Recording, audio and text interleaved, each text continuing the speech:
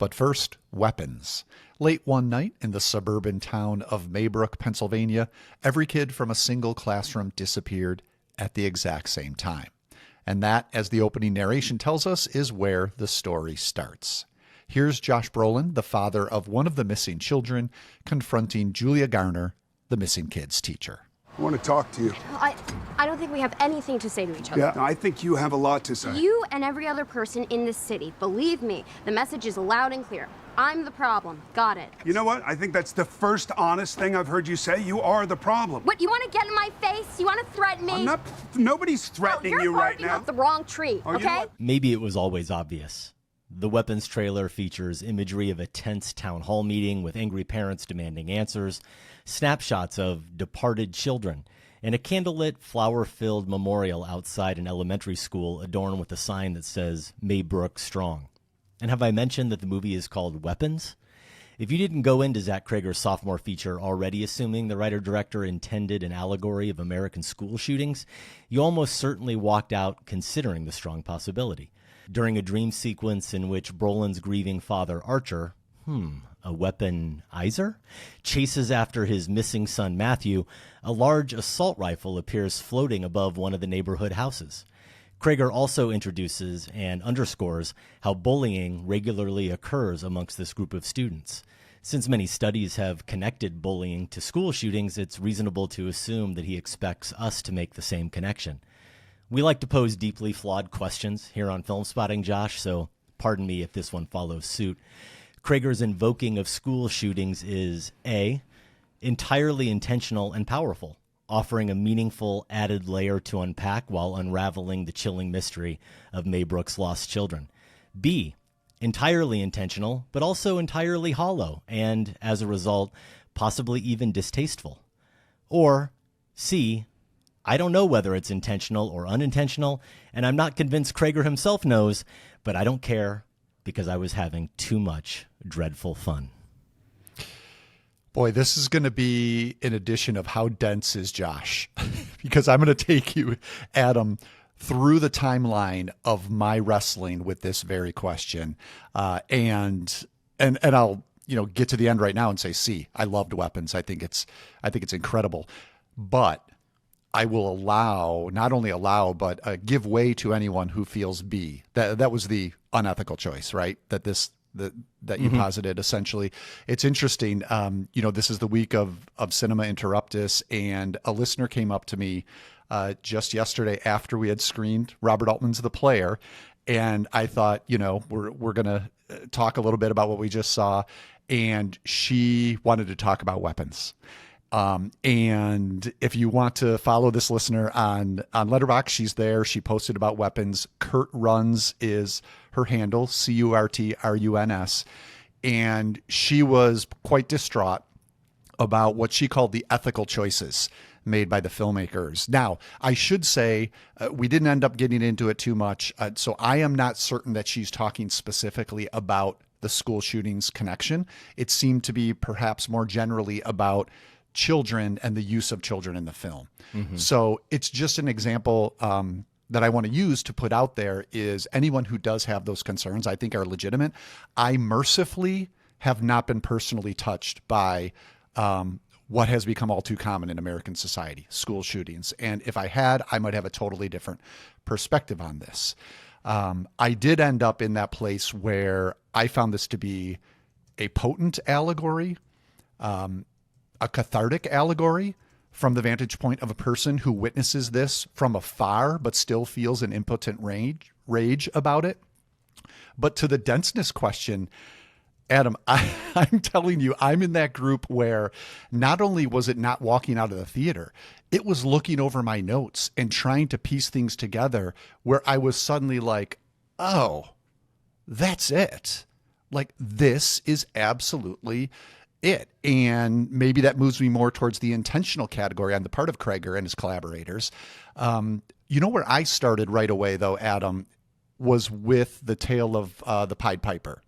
And as soon as I knew the premise going in, but as soon as we get it anew in the opening segment of Weapons, and Cregger pretty much gets it out of the way before the title, I think, even with these haunting images of the children fleeing at night, I was thinking about that legend of the Pied Piper, the rat catcher who the town refuses to pay for his services, and so he leads the town's children away, and they disappear.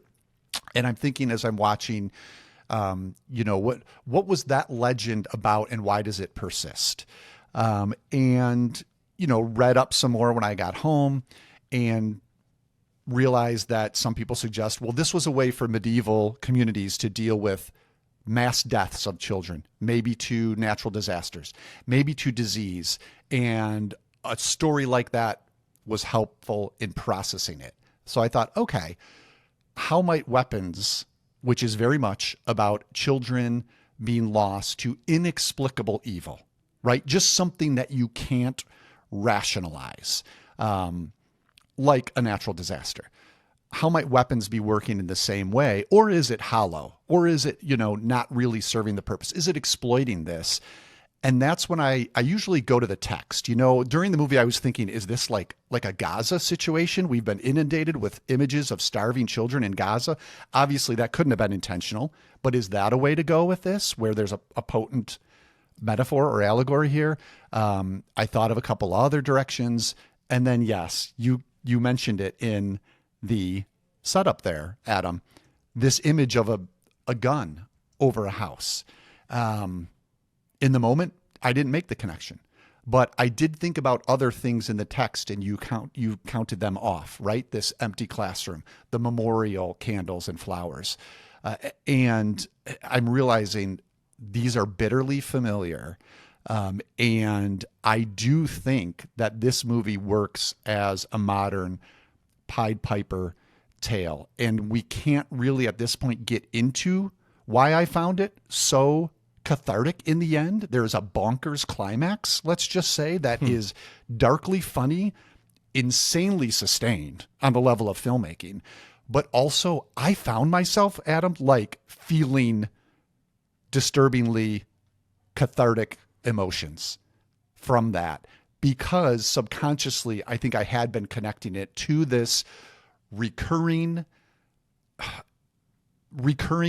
crisis in America that fits a few things we hear Archer, the Josh Brolin character, saying. I see something that doesn't make any sense at all. And later, accusing the teacher, you're either negligent or complicit. We are both negligent and complicit as a society when it comes to sacrificing kids at the idol of firearms.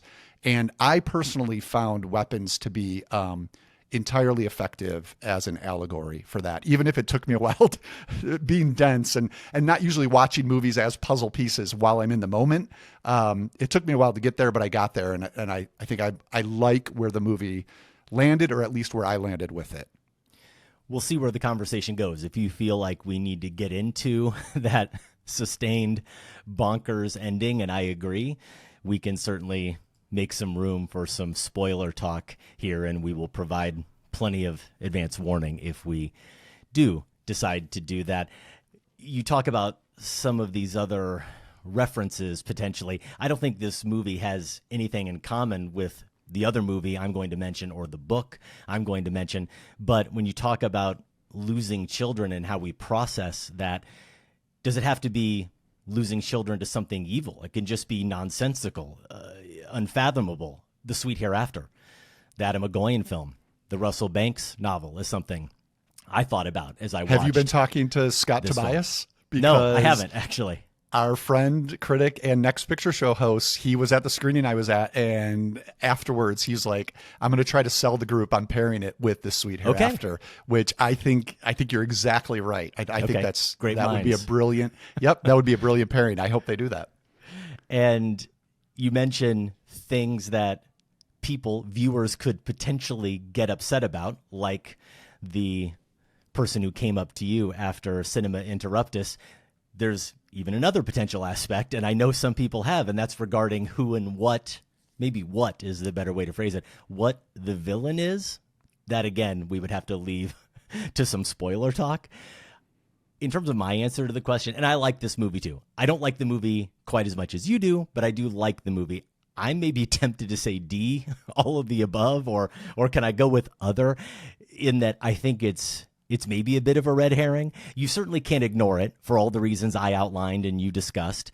I don't necessarily think that Cregger is trying to make an overt political statement, nor do I think he's saying something particularly profound about how we as a country or society process collective trauma.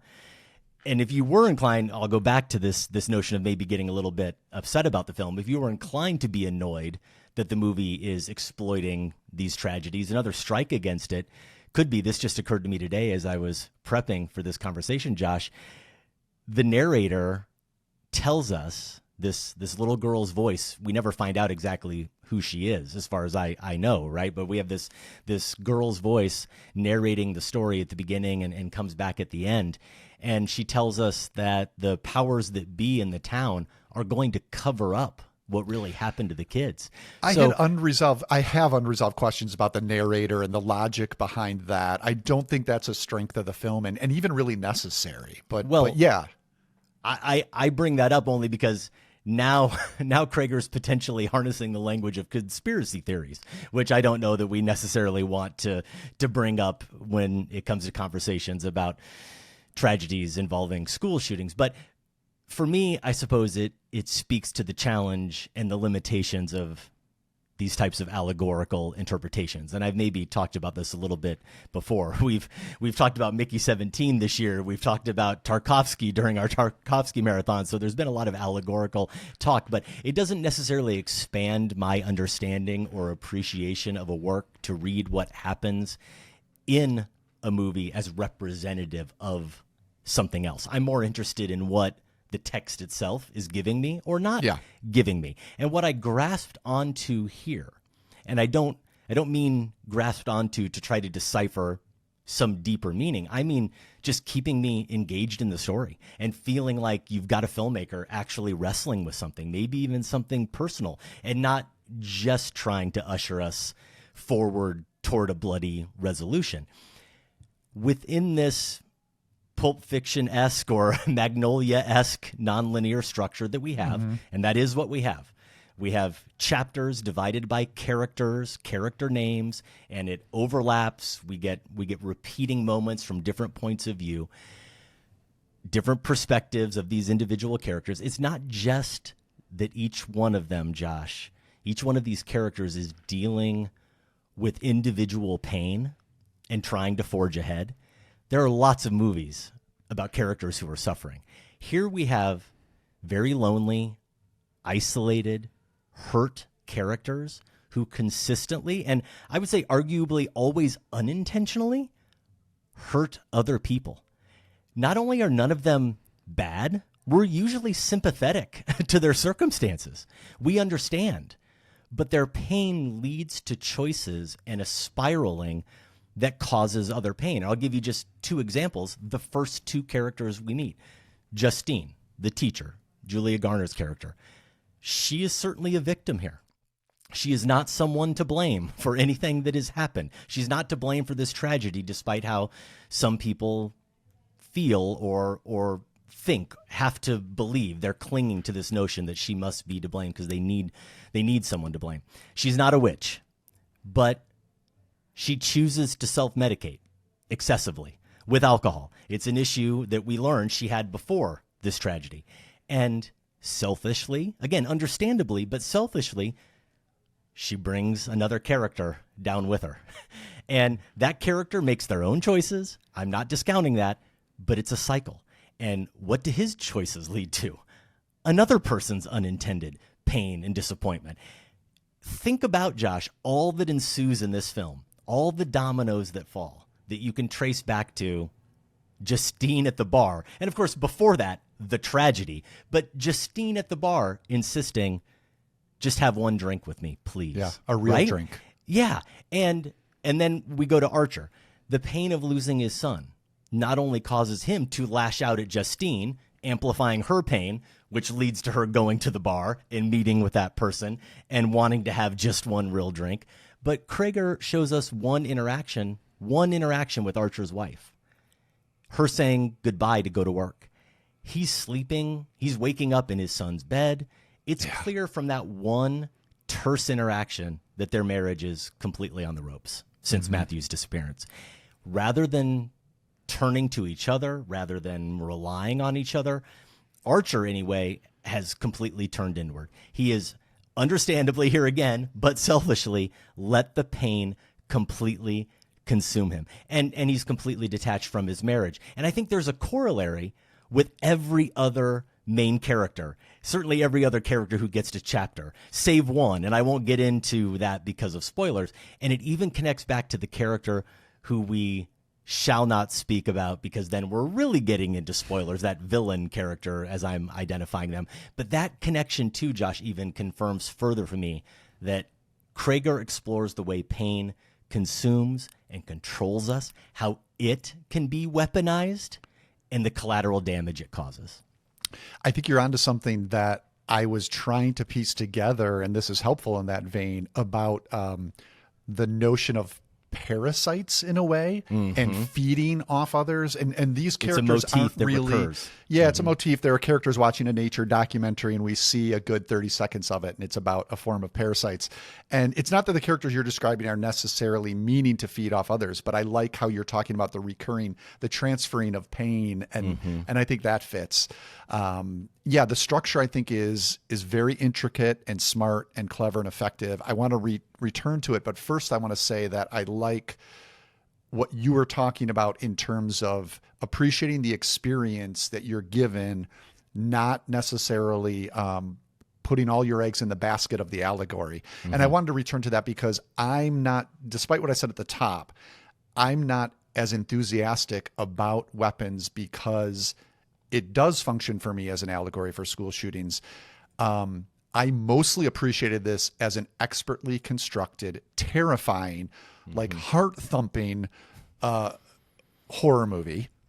And then if I can afterwards, when I'm going home, trying to catch my breath, and I missed my stop on the train, can I point out, because I was so discombobulated by this movie, I went one stop too far. If after that great experience, I can then have that, but it could also mean this, then it's a bonus. So just wanted to kind of agree with you and kind of prioritizing that. And real quick, my version of that was seeing it late afternoon and coming home and sitting at dinner. And I was being a bad husband and father, where Sarah looked across the table at one point and said, "You seem to have something on your mind." And I had to be honest and say, I just kind of can't shake the movie I just saw. I have a few things on my mind. Yeah. Yes. And I'm never going into the basement again. Right. Actually, that's I where we are already hate right now. basements. You're there right now, I believe. Yeah. So we were, the structure. I wanted to ask you. So a question I had in my notes, and I think this might have already come up on the Filmspotting family Discord, a listener who had seen the movie. I think that's where I saw it. They were talking about the chapters and what that might have added. And I did actually have that in my note. Did the structure add anything? And where I landed after thinking about it some more, yes, the things you talked about, absolutely, allowing us to make these connections. I think what it does, it also kind of excruciatingly but inventively doles out the pieces of this increasingly terrifying puzzle. I think it's effective that way. But also, I do think that it allows us to get a fuller sense of this traumatized community.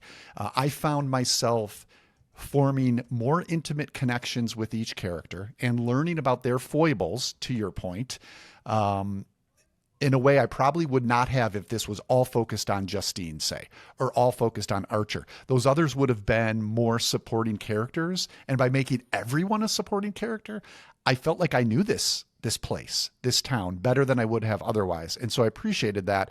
And I also think, it allows the actors to really dig in and get not scenes, not even just one scene where they get to be the main focus, but an entire section.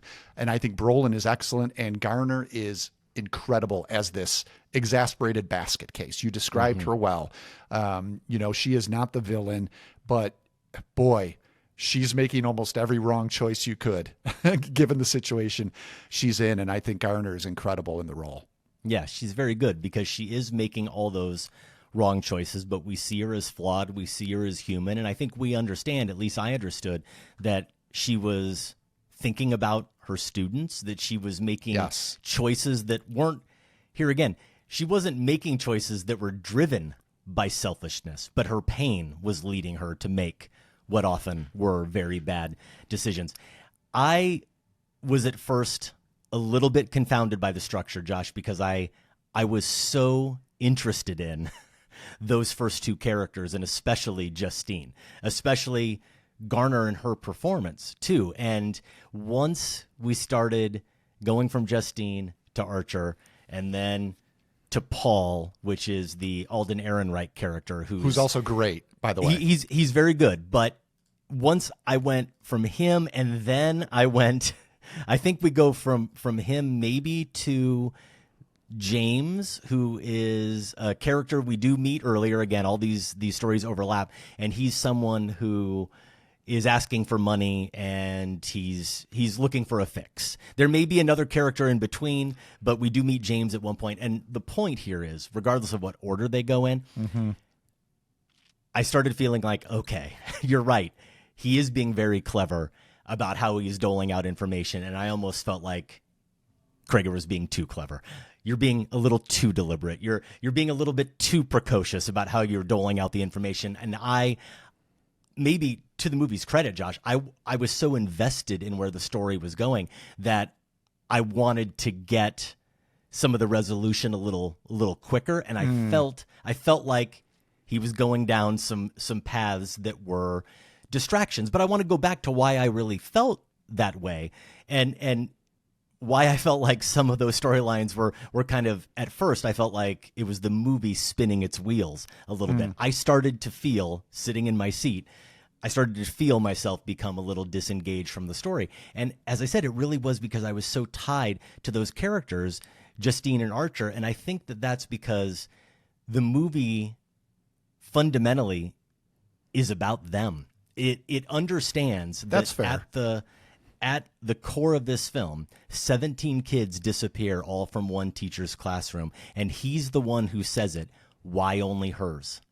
For different reasons, this is what she's also trying to learn, what she's trying to understand. So they're both trying to understand this central mystery. And we try not to play screenwriter here and rewrite the movie, but there's a part of me that wonders if this movie would be just as effective, if not more effective, if you sort of played the movie straight and let Justine be the main character, let Archer be a co-lead or a supporting character, and have their storylines intersect. But what we would miss in that, Josh, and how I ultimately came around, is at some point when we got into those chapters, what clicked for me is what I articulated earlier. What clicked for me was, oh, there's a reason why we're meeting all these characters. And the through line is the pain and the transference of pain. Yes, it's also cleverly giving us new information, and we're starting to put together the pieces of what's really happening here, but it's the transference of pain. And that for me then made me understand what Cregger, I thought, was really up to, and it justified it for me. Now, I'll also add quickly, I saw this today because it popped up in my feed. Letterboxd published it. He really is just a huge fan of Magnolia. And I swear to you, the first time Alden Ehrenreich popped up on screen, I sat there as he walked into that bar, and I cannot totally explain it, but I sat there and stared at him on screen and went, mustache, huh?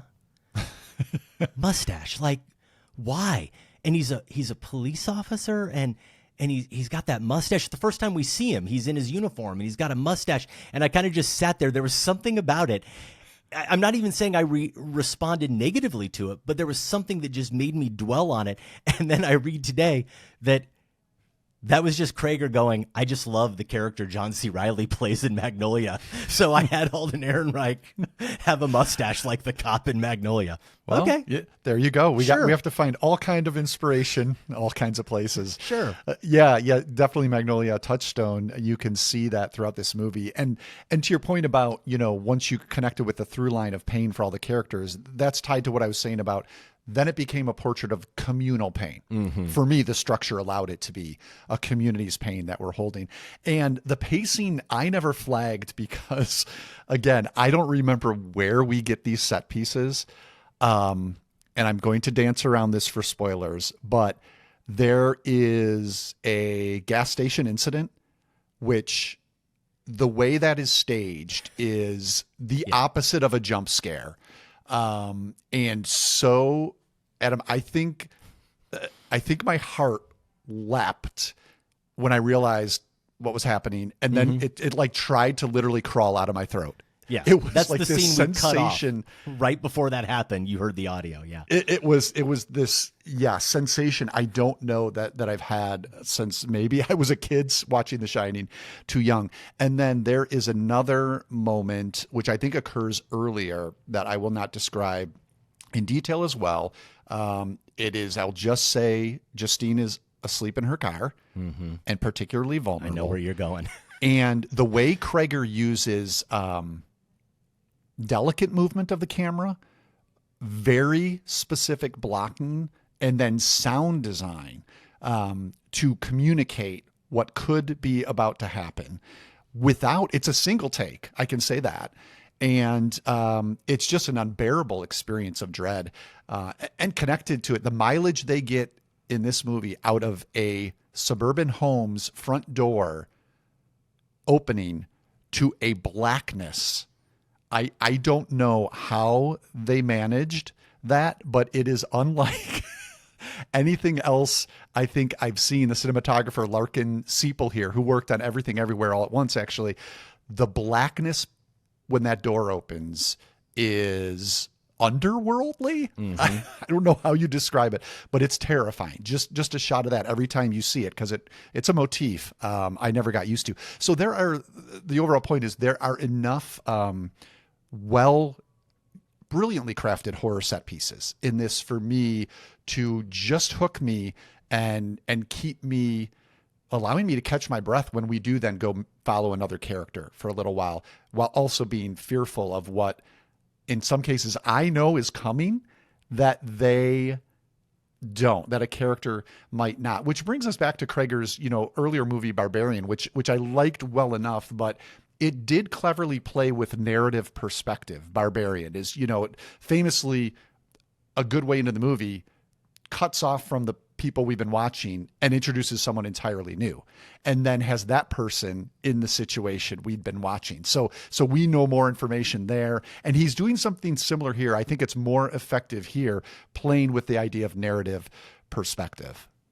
Well, I wouldn't know because I tried to do my homework and finally catch up with Barbarian. Oh boy. The other night. You had to bail. And to Cregger's credit as a filmmaker, when it comes to building dread, because at this point, there had been no gore, zero monsters on screen. Here I was, Josh, thinking I was finally a big boy. At middle age, I could handle horror. Finally, right? Yeah. I've had this string of horror movies that I've enjoyed for the most part, or I've enjoyed talking about here on the show. And I pretty much remember the exact moment. It was about 40 minutes in. I think I can say it's when the main character goes to the basement the second time. Another basement. I said, another basement. I said, you know what? I'm out. The dread, the feeling, the anticipation of dread was so overwhelming. I just said, I can't do it. I don't want to know what's coming. Wow. I'm bailing on this film, and I will just go in to Weapons without having the benefit of seeing this film. And I don't know that I ever will see it. I mentioned Tarkovsky earlier, and you mentioned The Door. We go back to the Tarkovsky marathon. All the films and all the filmmakers that he references, Cregger, including on that Letterboxd article, he doesn't mention Tarkovsky, but the significance of doorways, remember, is something we we keyed in on, and it comes up again and again here. It's not just that door, and it happens even in Barbarian in the first 40 minutes that I saw. Yeah. In Tarkovsky, sometimes it's just the archway itself. It's the entryway that is like this threshold this powerful threshold that becomes an entryway. It becomes this powerful force almost. He is obsessed with doors and the creepiness of a door opening slowly, beckoning you to enter, the unseen force that's kind of ushering you in, and even if it's just opening on its own. And the way he also repeatedly mounts the camera on like Archer's truck door. Yeah, so it's even the truck door. So when it shuts, you get that very sudden jarring effect. And you mentioned the shot. You mentioned both the scene in the car with Justine and the gas station that we heard a little bit of, the gas station confrontation. And in both those cases, what he does so well there, because there are so many other examples where he's lifting moments from The Shining, where he's using the steady cam to great effect, and he's using those more jarring effects, and he loves movement.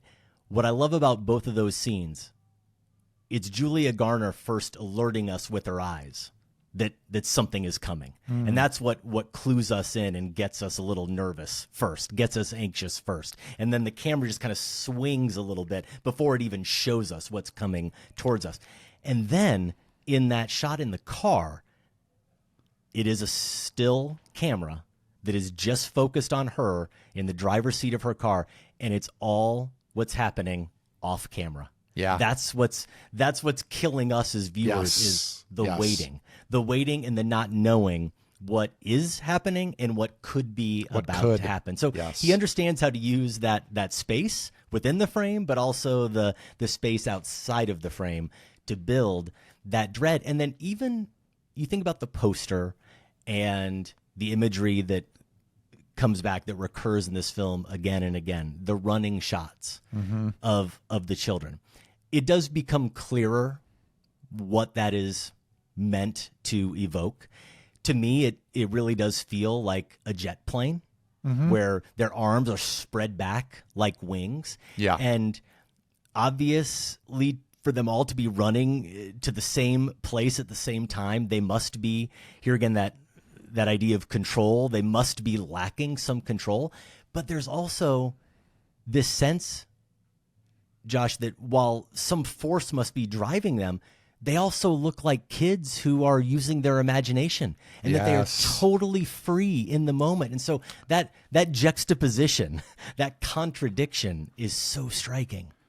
And it's, sometimes horror can be reduced to one image like this. And then if the movie backs it up, it will go down indelibly as a landmark horror image. And I think that is going to be the case with this shot of the kids running. I mean, it's instrumental to the marketing campaign, but it's richer than that when you actually see the film. And I do like how he uses it sparingly. As I said, we get this before the title of the movie, and we don't really return to it. Let's say this, we don't return to it for the majority of the film otherwise, save for one little reference that is effective. But it's not like he's using it too much, to my mind, basically. And I think it's just going to be a marker. It's going to be like the blood coming out of the elevator in The Shining. It's going to be like Heather's face looking in the camera in Blair Witch. I think the silhouette of a kid running down a dark suburban street is going to 10 to 20 years from now have that cultural cachet and impact. And I think it earns it. I think it earns it. Now, I don't think Weapons is a perfect film. And I want to ask you something that's somewhat related to your Barbarian experience, which I loved hearing about. The part you didn't get to, for me, the ending of Barbarian is kind of what lost me, where Cregger did start really amping up the insanity. I almost felt like the movie had abandoned, not only given a new perspective to what came before, but abandon it in trying to trick us and be clever. I don't think that happens in Weapons, but I do think while I found the ending, particularly the climax, cathartic, I do think there are, and this is a question for you because it goes to like horror logic. I do think there are some, we're going to have to dance around this, some logic plot holes that were not big enough to throw me off. But let's just say, to totally buy in on Weapons, you have to understand that this is the most incompetent police force in the history of the world. Is that fair? And Maybe. And if Yeah, you I see agree, where you're going. did that throw you Yeah. off with once we understand what's really going on here, and the movie Yeah. does tell us, it puts all its cards on the table Sure. quite clearly. Sure. And then your mind starts thinking, okay, if this is what happened, how did it actually go down? And we see some of that. But then your mind starts saying, like, I was anticipating, like, they're going to have to answer this big question I have. And the answer was, you know, like, these guys needed a few more years of training, I think. Okay. You know, what I would point out, Josh, is the thing that undoes the film even more is this is a movie that does, for the most part, play by the rules. It plays by real world rules, and it acknowledges that this is a world that has, as our world does, ring cameras that captures neighborhood activity. And I will say, if only there was one ring camera placed in one particular area, then there also wouldn't be an entire movie. So there are ways that we could certainly undercut it, but for the most part, I really respect that Cregger tries to play by rules in ways that I don't think a lot of horror movies try to. And I'm game for getting into some spoiler talk if you want to save that, and maybe at the very end of the podcast we can do that. I think in terms of just kind of putting a bow on this conversation, I am interested. I find it interesting to hear that you weren't necessarily totally on board with the ending of the film, because I wasn't either. And it does get, the way I would describe it is, it does get openly silly. There is, I think, and my audience, I didn't see it with a huge crowd, but the crowd laughed. I don't think there's any response you can have to what happens at the end of this film but to laugh. It seems decidedly intentional on the filmmaker's part. And I do have tremendous respect for Cregger for going there. And it requires, I think, great confidence as a filmmaker to do it when you have a film that otherwise is so gory and so portentous and is so dread-filled. My questions would be, based on everything that came before, should there be real, and you mentioned this, Josh, should there be real emotional catharsis at the end? And then did you have it, or did the silliness undercut that? And my answers are yes, there should be, and no, not really. I didn't really have it, and the silliness is part of what undercut it. I walked out of this movie more with kind of a grin on my face, thinking, boy, Cregger's really is such a cheeky filmmaker. So it didn't fully deliver on the promise of its provocative premise for me. Yeah, to be clear, I was all in on the climax, the actual ending. What I was referring to is once we start seeing the logistics of the answer to the mystery. Okay, so that's where I was. Love the silliness. Yeah, the more absurd, the Adam, better. It was.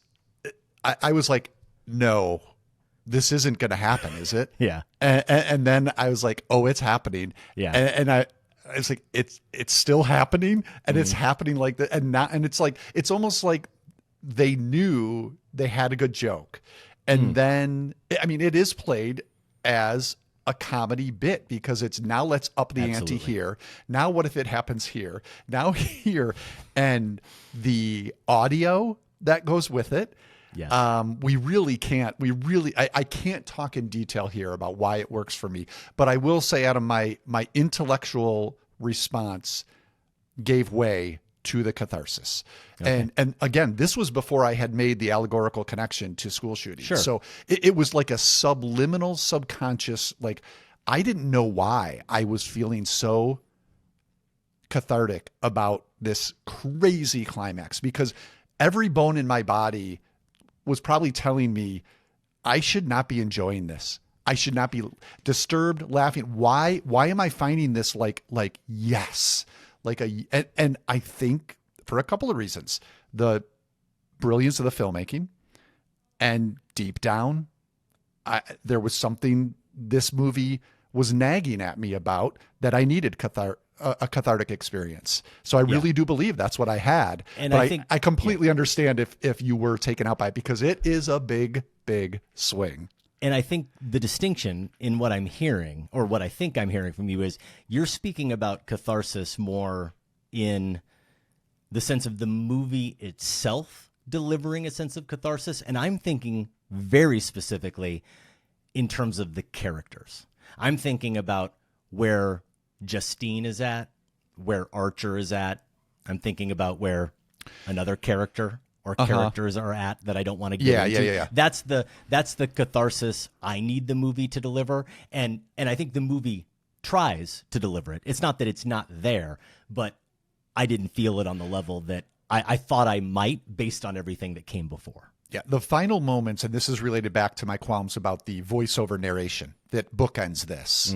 And the final moments, I maybe felt closer to that when we do get that narration again. And it, again, opens some questions. I think maybe, I don't know how you feel, I feel like we've covered a lot of good stuff, and maybe we hold spoilers for, like, if we get listener feedback, emails, and that might be a chance to dig into some of the particulars. But I do want to say real quickly, because we praised the performances overall, Austin Abrams, who plays James, who's the young guy who's looking for a fix, and really I think anchors a significantly comic section of the movie. I was like, this guy is amazing. He is fantastic. And then I was looking at the credits, and you saw Wolves, right? The Clooney Brad Pitt thing. Remember that grungy goofball, the third wheel, who hangs around with them? He's sort of like, and he had that same sort of effortless kind of effortless goofiness. Austin Abrams, you're right. Just like so good here too. Interesting. Yeah, I'm glad you looked that up. Weapons is currently playing in wide release. If you've seen it and you agree or disagree, or you have any other thoughts you'd like to share, we would love to hear from you. Feedback@filmspotting.net.